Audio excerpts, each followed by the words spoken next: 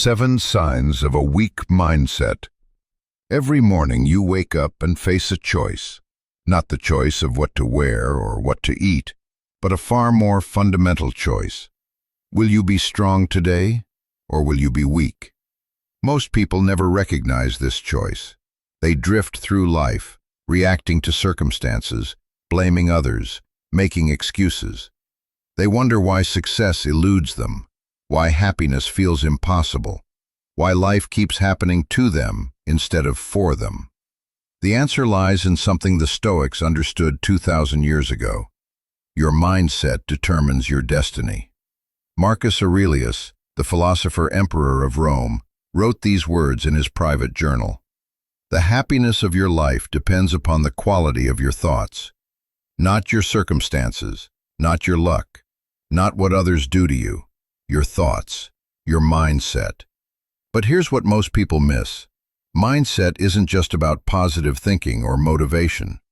It's about mental discipline, emotional resilience, and the courage to face reality without flinching. A weak mindset will sabotage everything you attempt. It will turn opportunities into obstacles, allies into enemies, and your potential into regret. It operates in the shadows, disguised as reason, caution, or realism. Today we're going to expose 7 unmistakable signs of a weak mindset, not to judge or condemn, but to illuminate, because you cannot defeat an enemy you cannot see. The Stoics believed in radical self-examination. They demanded brutal honesty about their own weaknesses. Seneca wrote, "You must linger among a limited number of master thinkers and digest their works, if you would derive ideas which shall win firm hold in your mind." So let's linger here. Let's examine these 7 signs with unflinching honesty. And if you recognize yourself in any of them, good. Recognition is the first step toward transformation. Sign 1. Blaming external circumstances. 4 minutes. The first and most pervasive sign of a weak mindset is the inability to take responsibility for your life. Listen to the language of weak-minded people. I would succeed, but the economy is bad. I would be happy, but my childhood was difficult. I would achieve my goals, but people don't support me. I would change, but the world is unfair. Always a but. Always an excuse. Always someone or something else to blame. Epictetus, who spent years as a slave before becoming one of the greatest Stoic philosophers, taught, "It's not what happens to you, but how you react to it that matters." Think about that. A man who lived in chains, who had no control over his circumstances, who suffered physical abuse, still claimed absolute power over his mindset and responses. The weak mindset does the opposite. It takes people with every advantage, freedom, opportunity, resources, and convinces them they're powerless victims of circumstance.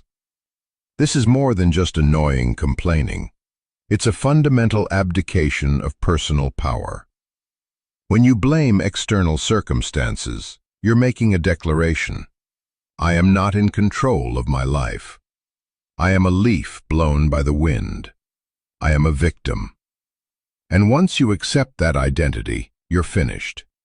Not because external circumstances don't exist or don't matter, but because focusing on them is completely unproductive. Marcus Aurelius faced plagues, wars, betrayals, and the immense burden of ruling an empire. He could have blamed his circumstances for any personal failings. Instead, he wrote, "You have power over your mind, not outside events.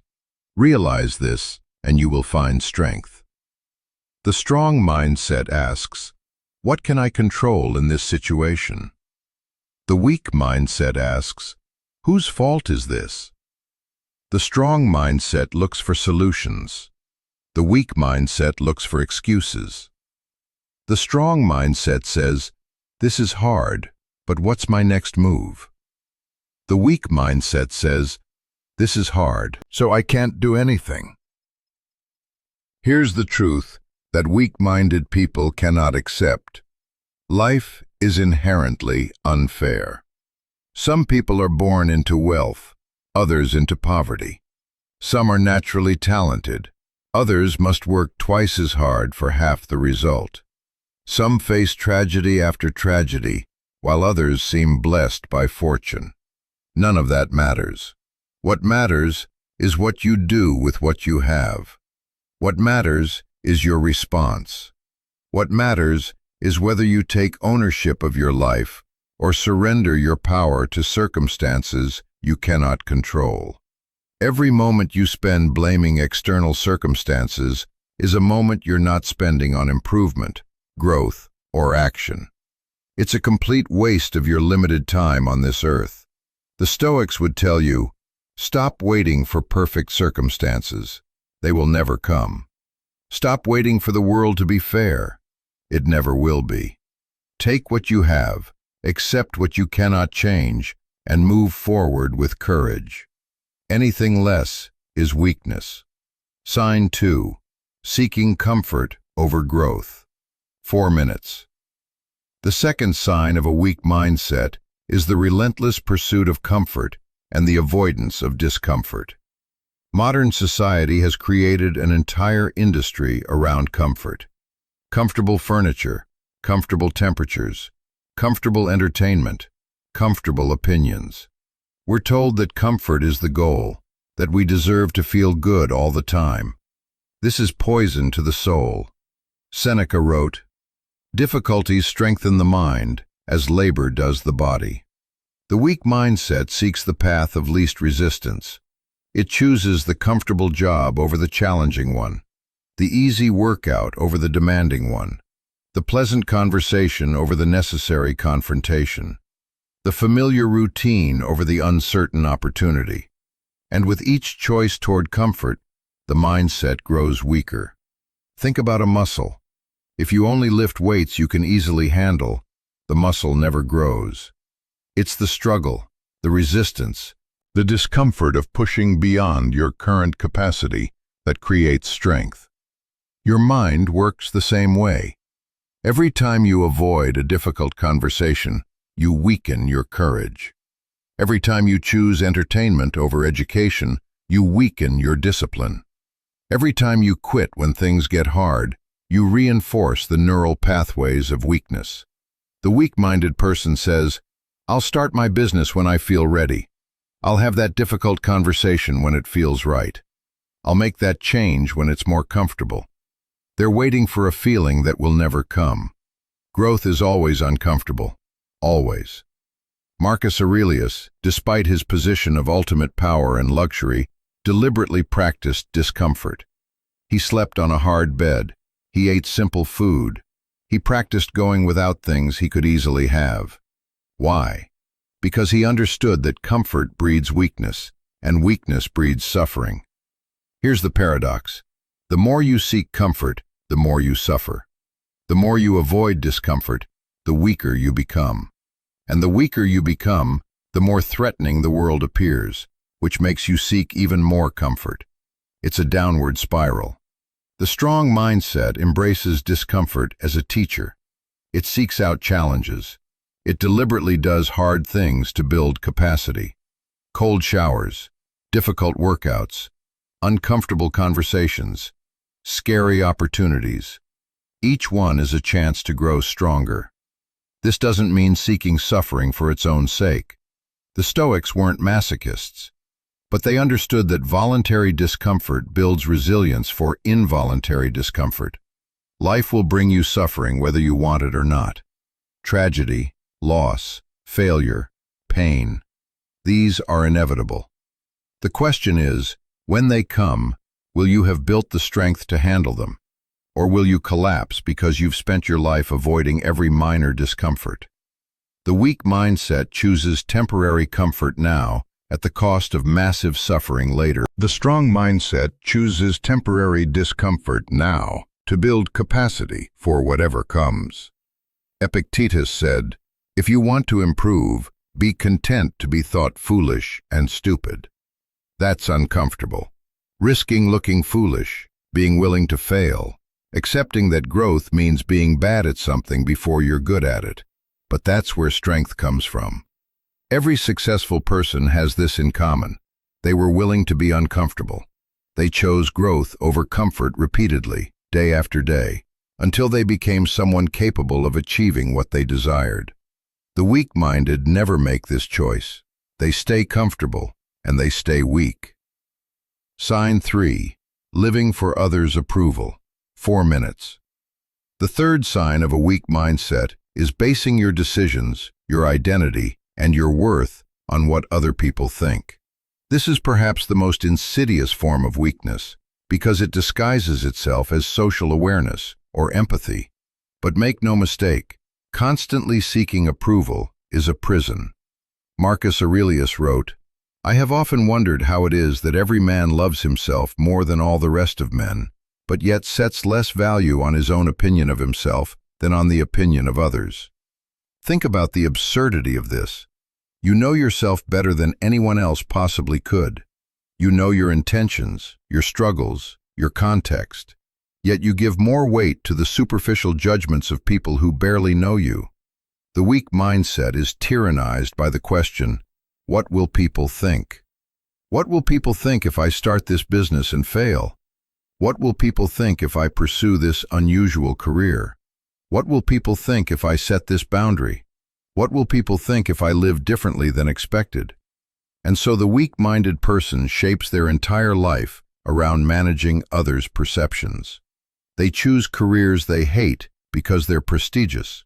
They maintain relationships that drain them because ending them would look bad. They hide their authentic selves because their true nature might not be approved of. This is not living. This is performing. Epictetus taught, "If you want to improve, be content to be thought foolish and stupid with regard to external things."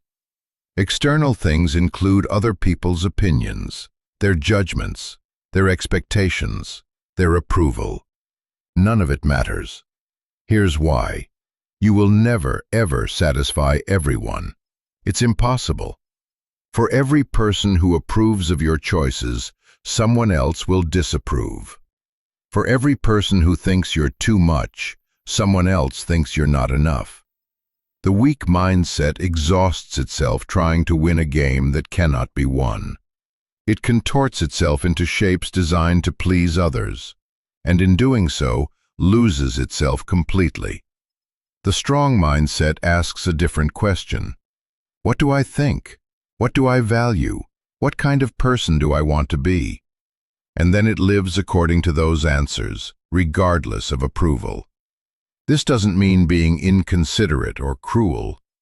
The Stoics believed deeply in virtue and treating others well, but they drew a clear line between being ethical and seeking approval. You can be kind, honest, and principled without needing everyone to applaud you for it. You can make decisions that are right for you without needing validation from others. Think about the people you most admire, the innovators, the leaders, the creators. What do they have in common? They all faced massive disapproval at some point. They all were criticized, mocked, told they were wrong. And they proceeded anyway, because they had the strength to trust their own judgment more than others' opinions. The weak-minded person sacrifices their dreams on the altar of approval. They spend their one precious life trying to earn gold stars from people whose opinions ultimately mean nothing. And here's the cruelest irony. The more you seek approval, the less you get it. People sense desperation. They sense inauthenticity. They respect strength and integrity, not people-pleasing. The person who lives according to their own values, who stands firm in their convictions, who doesn't apologize for being themselves, that person earns genuine respect. The person who twists themselves into knots seeking approval earns only contempt, or worse, indifference. Seneca wrote, "How much better to pursue a straight course and attain a goal, where the words pleasant and honorable have the same meaning. Pursue what is honorable to you. Let others think what they will. Their thoughts about you are none of your business anyway. Your business is living with integrity, courage, and authenticity. That requires a strong mindset, a mindset willing to withstand disapproval, criticism, and misunderstanding. If you cannot do this, if you need others' approval to feel okay about yourself, you have a weak mindset. And that weakness will prevent you from ever becoming who you're capable of being. Sign 4. Inability to handle criticism. The fourth sign flows directly from the third. A weak mindset cannot handle criticism. Tell a weak-minded person they're wrong and watch the defensive walls go up. Challenge their beliefs and watch them crumble into emotion. Point out a flaw and watch them attack you or collapse into self-pity. The strong mindset responds to criticism completely differently. It asks, "Is this true? Can I learn from this? What's the kernel of wisdom here?" Marcus Aurelius instructed himself, "When you wake up in the morning, tell yourself, the people I deal with today will be meddling, ungrateful, arrogant, dishonest, jealous, and surly. They are like this because they can't tell good from evil." Notice he didn't say, "Therefore I should avoid all criticism." He said, "Understand that people are flawed, but still extract what's useful." The weak mindset takes all criticism personally. It cannot separate the message from the messenger, the feedback from the feeling, the observation from the identity. Someone criticizes their work, and they hear, "You're worthless." Someone points out a mistake, and they hear, "You're a failure." Someone offers feedback, and they hear, "You're not good enough." This is exhausting and completely counterproductive. Epictetus said, "Don't explain your philosophy, embody it." The weak-minded person must defend, explain, justify. The strong-minded person simply listens, considers, and improves, or dismisses as appropriate.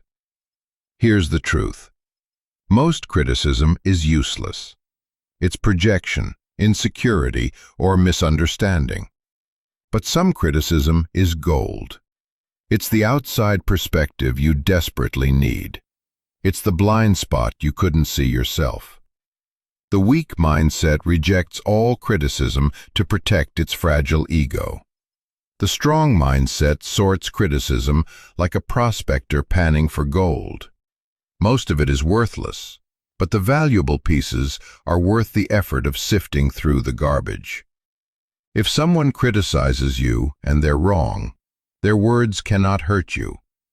If they're right, their words can help you. Either way, emotional defensiveness serves no purpose. Sign 5. Fixed mindset about abilities. 4 minutes. The fifth sign of a weak mindset is believing your abilities are fixed and unchangeable. I'm just not good at math. I'm not a creative person. I'm not athletic. I'm not smart enough for that. These statements reveal a fundamental misunderstanding about human capability. They reveal weakness. The Stoics understood that character and capability can be developed. They believed in training, practice, and continuous improvement. Seneca spent hours each day examining his thoughts and behaviors, constantly working to improve. The weak mindset sees ability as fixed. You're either talented or you're not. You either have it or you don't. And if you don't have natural talent, there's no point trying. This is factually wrong and spiritually poisonous. Modern research on neuroplasticity confirms what the Stoics knew intuitively. The brain can change. Skills can be learned. Weaknesses can become strengths through deliberate practice. But the weak mindset doesn't want to hear this because it requires effort. It's much easier to say, "I'm just not good at that," than to put in the hours of uncomfortable practice required to develop competence. The fixed mindset is an excuse factory. It generates reasons why you can't, shouldn't, or won't even try. The strong mindset, what researcher Carol Dweck calls the growth mindset, sees abilities as developable. It says, "I'm not good at this yet." That one word, yet, changes everything. Not good at public speaking yet. Not strong yet. Not skilled yet. This creates possibility where weakness sees only limitation. Marcus Aurelius wrote, "Waste no more time arguing about what a good man should be. Be one." Notice the emphasis on action, on becoming. He didn't say, "Be born as one," or "Hope you are one." He said, "Become one through your choices and efforts." The weak mindset loves to talk about natural talent, genetics, advantages. The strong mindset focuses on what can be controlled: effort, practice, learning, persistence. Yes, people start with different advantages. Yes, some things come more naturally to some people. None of that determines your ceiling unless you let it. Every skill you see in others, their confidence, their competence, their success, is largely the result of practice you didn't see. The weak mindset sees the outcome and assumes talent.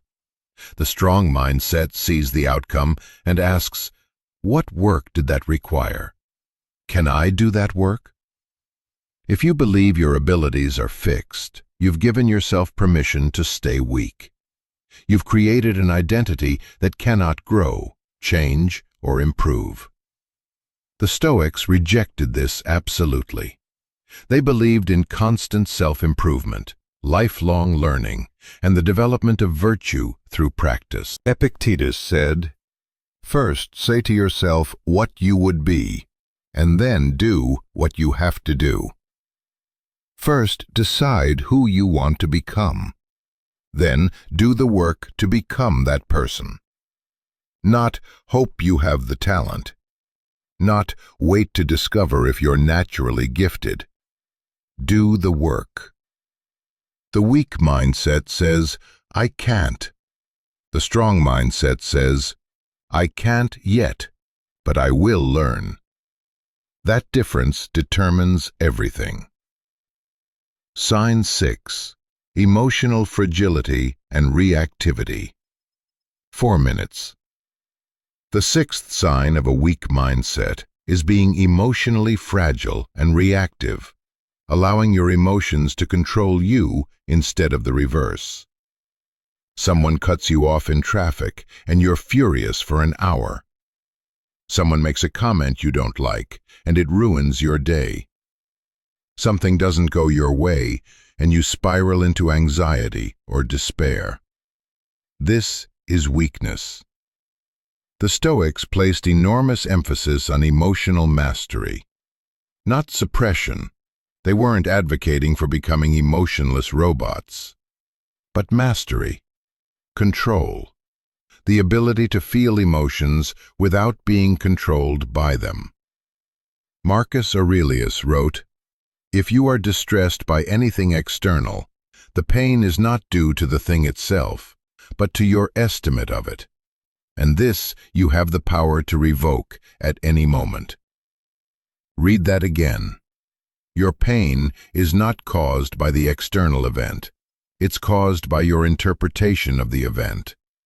And you have the power to change that interpretation. The weak mindset is a slave to emotion. It reacts instantly, intensely, and inappropriately to minor provocations. It swings wildly from euphoria to despair based on circumstances.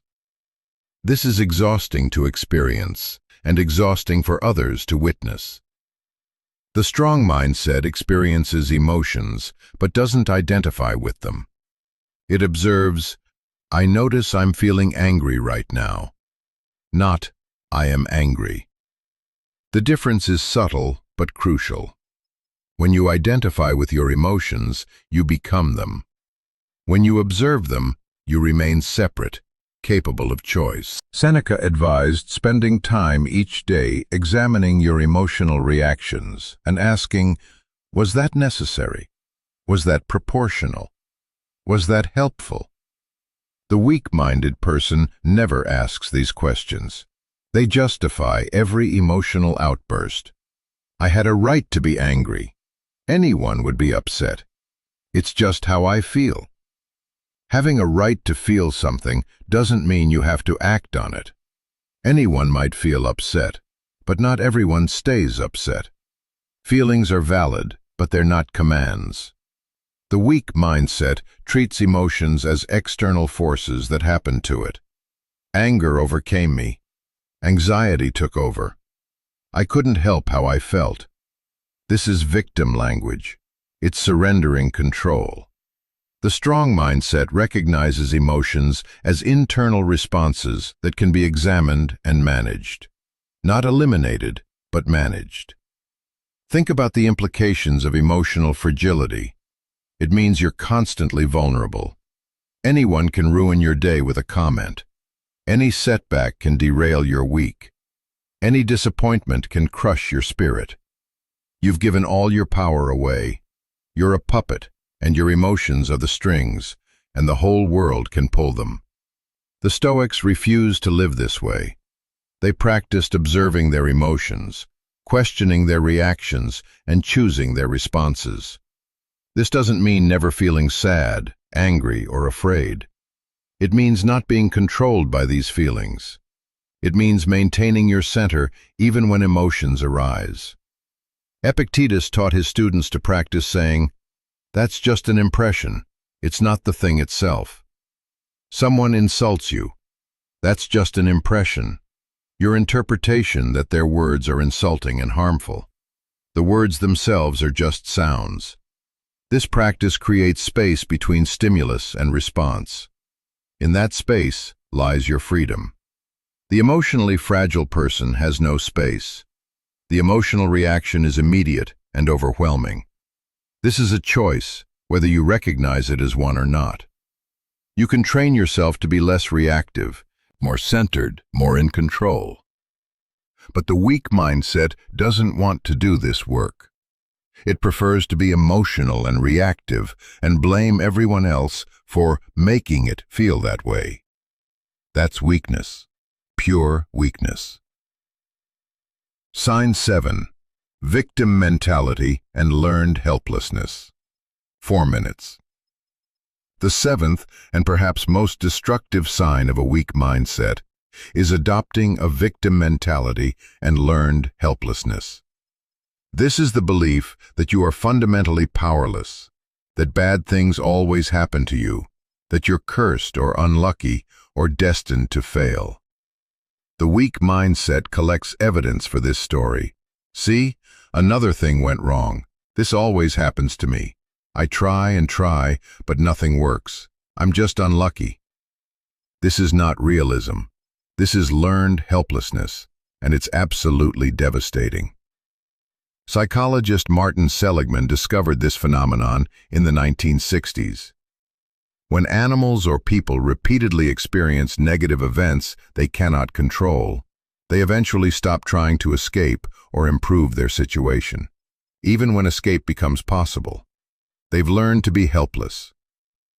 The weak mindset does this to itself. It interprets setbacks as proof of powerlessness. It generalizes from specific failures to global inadequacy. It takes temporary circumstances and declares them permanent. I failed this test becomes, I'm stupid. This relationship ended becomes, I'm unlovable. This business didn't work becomes, I'll never succeed. The Stoics would be horrified by this thinking. Epictetus, remember, was a slave, literally owned by another person. He had no political power, no freedom of movement, no control over his basic daily activities. And yet he never adopted a victim mentality.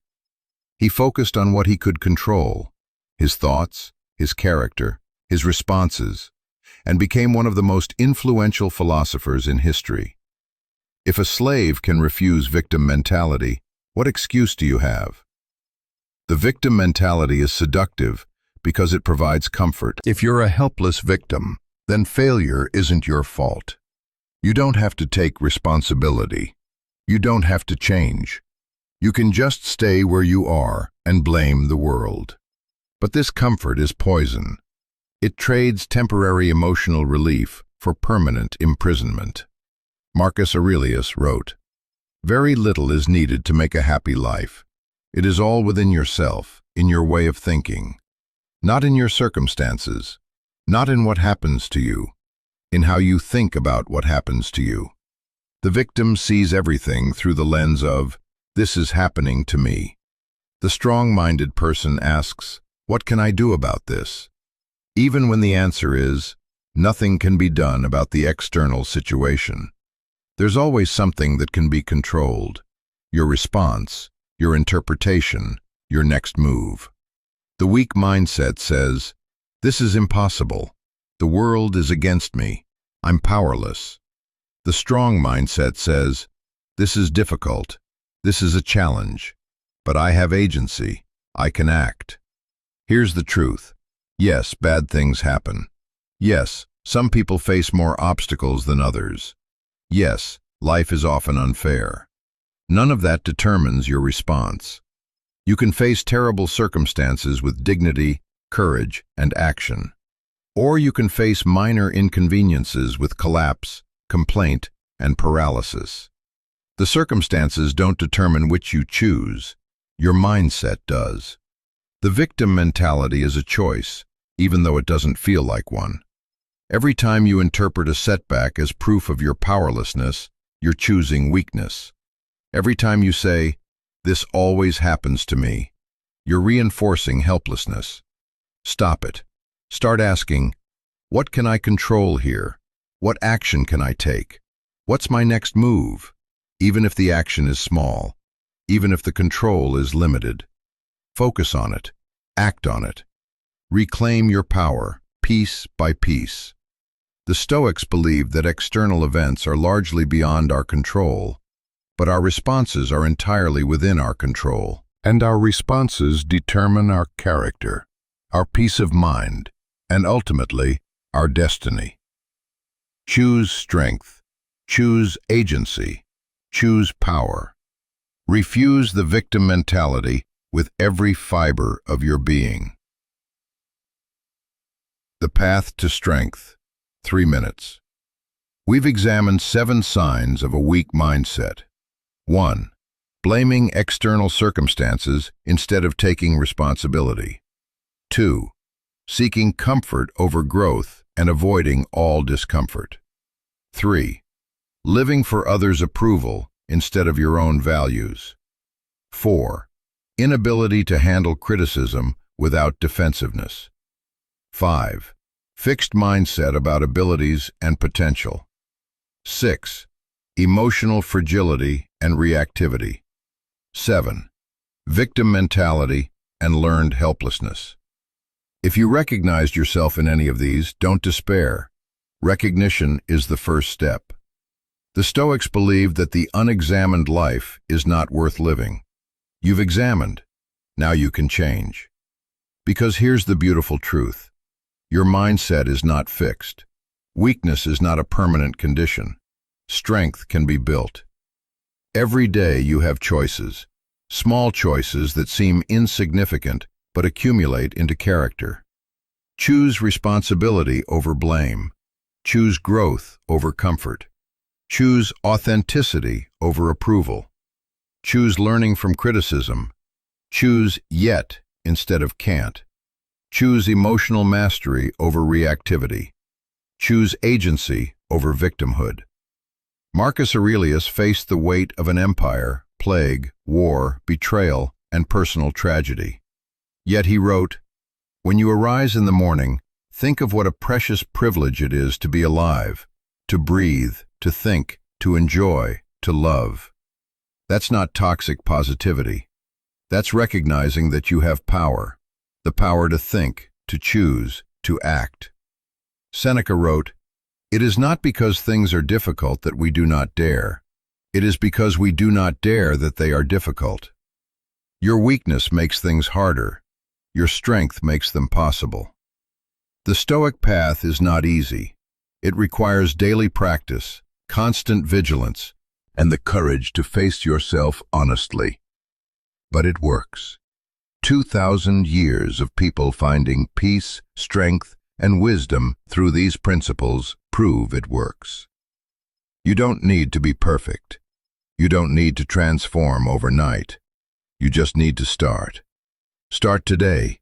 Start now. Choose one sign of weakness you recognized in yourself. Choose one practice to address it. If you blame circumstances, practice taking responsibility for one thing today. If you seek comfort, do one uncomfortable thing today. If you crave approval, make one decision based solely on your values today. If you're defensive, accept one piece of criticism without explanation today. If you believe you can't, add the word yet today. If you're emotionally reactive, pause before responding once today. If you feel helpless, identify one thing you can control today. One choice, one practice, one day. Do it again tomorrow. The weak mindset is built through thousands of small choices toward weakness. The strong mindset is built through thousands of small choices toward strength. You get to choose, every moment, every day. The Stoics are calling you toward strength, toward wisdom, toward the life you're capable of living.